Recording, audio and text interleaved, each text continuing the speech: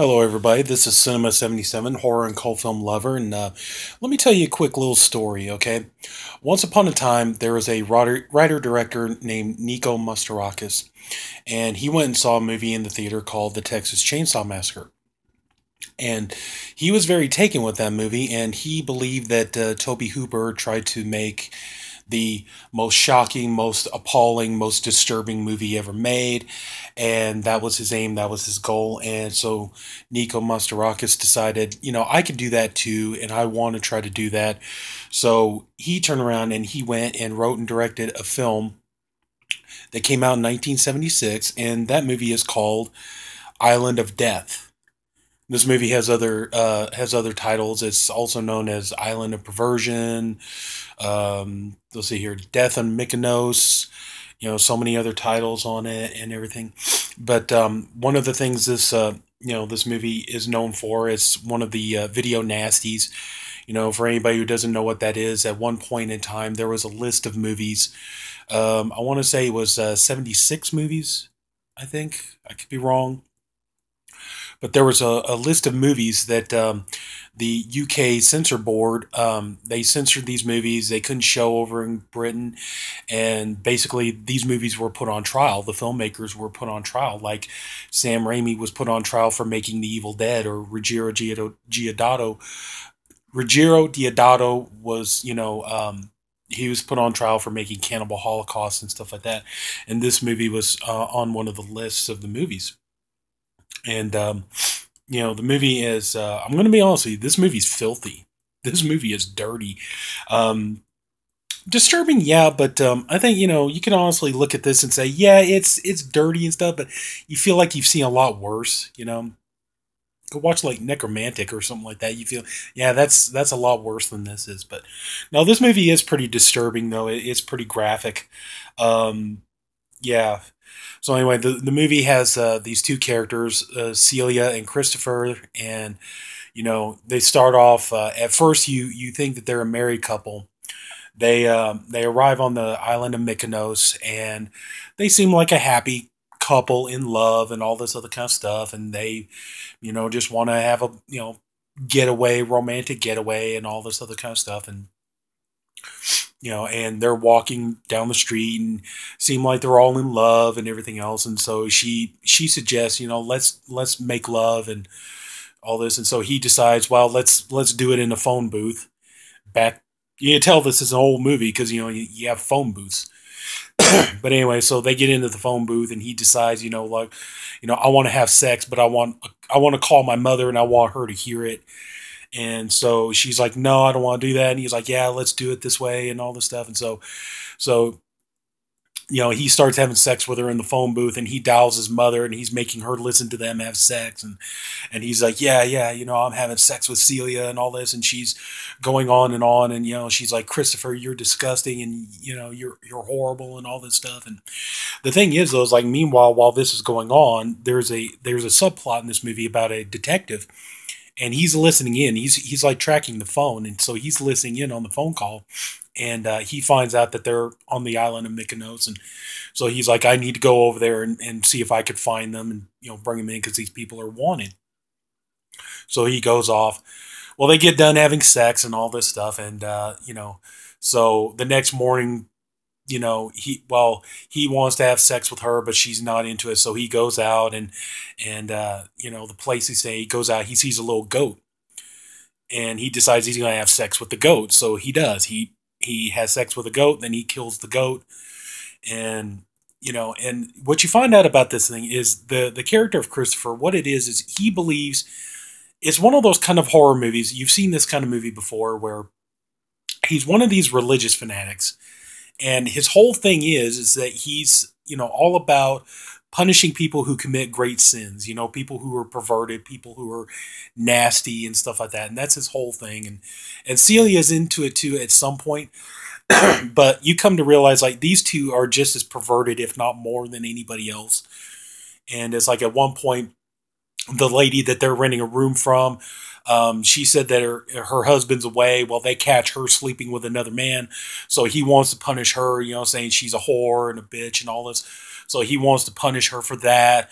and they meet like this openly gay man, and they want to punish him for being gay, and there's a woman who's a lesbian, they want to punish her for that, and all this other kind of stuff. And so that's kind of it. It's a series of these two going around and punishing people who, like at one point there's a guy who's a painter, and he wants to have sex with Celia, and so Christopher tells her, well, go have sex with him and then we'll kill him.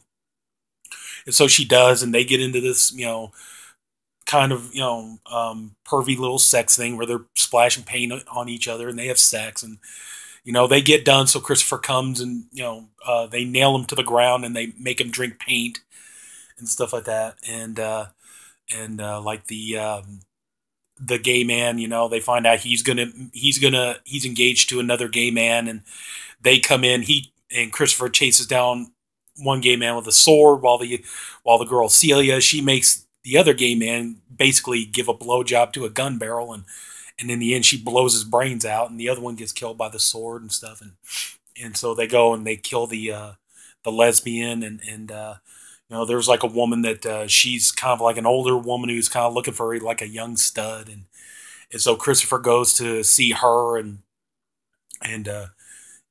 he ends up like pissing on her, and it turns out she's into it, and at one point she bites him, and he starts kicking her, beating her to death, and all this other stuff. And I'm trying not to give away too much of this, but yeah, so just kind of give you an idea of what's in this movie. And then, the cop gets to the island, and, there's kind of a chase down with him and all that stuff. And, well, at one point in the movie, things are getting intense. Like a couple of guys try to rape Celia, and he kills the guys that are trying to rape Celia, which brings in the writer-director Nico Mastorakis. He plays a detective, and he comes in. Well, not a detective, but he's a writer, and he comes in. He wants to get information. He's writing a book or an article about the whole thing, and so so kind of like they start to feel like the noose is being tightened, and which it is, and eventually they go on the run and they try to get away. Well, this character here is actually like he's a shepherd, kind of like a sheep farmer, and Celia's been having nightmares about this guy, and she's not entirely sure what it means. Well, they go on the run from the cops, and they're trying to get away, and at one point they find this sheep farm, and this guy's there, and Celia, at first, she's kind of like, oh my god, this is the guy that I saw, and at first he seems, he's not talking, seems like he's kind of mentally challenged, and so she ends up, he takes him in, he gives him food, gives him a place to stay. Well, a little bit later on, he sneaks in, and he starts peeking in at Celia, and starts raping her, and she's asking Christopher to help her. Instead of helping her, he breaks out his camera, starts taking pictures of it, and then, the guy sees Christopher doing this, so he goes and starts beating down Christopher and ends up raping him. Then he takes him out and throws him into a pit of lye, and then it's discovered that actually the whole movie, you think that like Celia and Christopher are like this married couple, or they're like this, boyfriend girlfriend thing or whatever else. Then you come to find out, actually no, they're actually brother and sister, and that they've been in this brother and sister incest relationship for a long time, and they kill people together, they have sex and all this other kind of stuff. And like there's one part in the movie they process the pictures of all these people that they've tortured and killed and stuff like that, and the two of them lay on the bed and they start masturbating to it and stuff. So yeah, this movie is this movie's nasty. It's like, but I mean, the whole point of the movie, like I said, that's why I told the story at the beginning of this, was that Nico Mastorakis thought that Tobe Hooper with Texas Chainsaw Massacre was trying to make the most perverted, vile, most disturbing movie that he can make, and so Nico Mastorakis tried to make the exact same kind of movie. So, the thing is, the movie's not bad. I mean, it's beautifully photographed. The cinematography is really good on it and stuff, and this production from Arrow is top notch. As a lot of Arrow's stuff is. But it's just, this movie is definitely an acquired taste. If you're looking for something kind of like really down and dingy and kind of dirty and nasty, then yeah, this movie's, definitely a go-to for you. And so yeah, it's like I could recommend it for that, but like I said, I don't know if It just depends on what kind of movie you're into, and if this is your thing, then yeah, I'd say go ahead and check it out. But yeah, so but here you go. It's the Arrow Blu-ray. Tons of bonus features. Arrow always does a good job on their presentations. So anyway, so yeah, I think that's going to pretty much about wrap it up. Like I said, I don't want to give too much of the movie away, in case somebody wants to go and see it.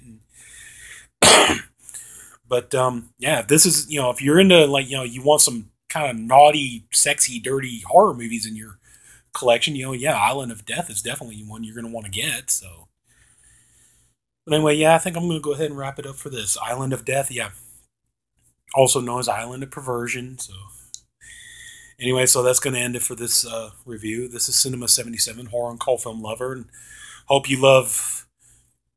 Well, obviously, apparently, I do love these nasty, dirty horror movies because I own them. So, but anyway, though, hope you love them as much as I do. And if you took the time to watch this video, thank you so much for doing so. I really appreciate you doing it.